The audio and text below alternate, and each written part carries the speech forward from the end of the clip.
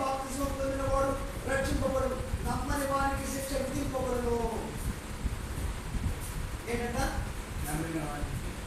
నమ్మి బాప్తిస్మం తీసుకుంటే రక్షింపబడతారు, నమ్మని వానికి శిక్ష విధింపబడుతుంది. కాబట్టి మనము ఖచ్చితంగా ఏం చేయాలి? సువార్త ప్రకటించాలి. సువార్త ప్రకటించిన తర్వాత విన్నవాడు మరి ఖచ్చితంగా వాడు ఏం చేయాలా? వాడు బాప్తిస్మం తీసుకోవాలి. బాప్తిస్మం తీసుకుంటే వాడు పరలోకం వెళ్తాడు. బాప్తిస్మం తీసుకోకపోతే శిక్ష విధింపబడ్డాను మనకు అనిపిపోతాడు. కాబట్టి ఈ విషయాన్ని సర్వసూచికి మనం చేయాలి.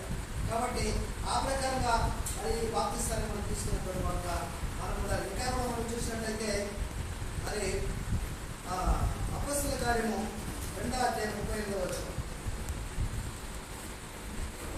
అపొస్తలుల కార్యము 2వ అధ్యాయం 38వ వచనం.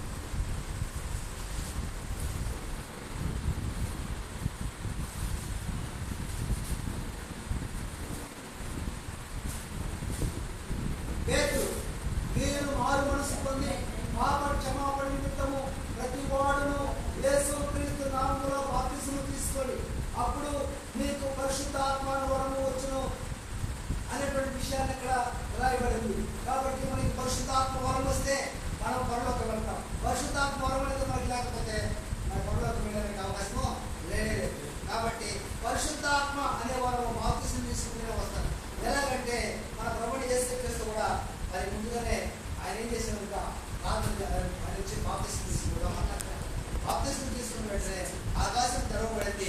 ఆకాశంలో నుంచి పరిశుద్ధాత్మ కావాలి ఆయన మీదకి వచ్చి వాలింది. ఆ విషయాన్ని మనం చూసాం. కాబట్టి ఆ విధంగా మనము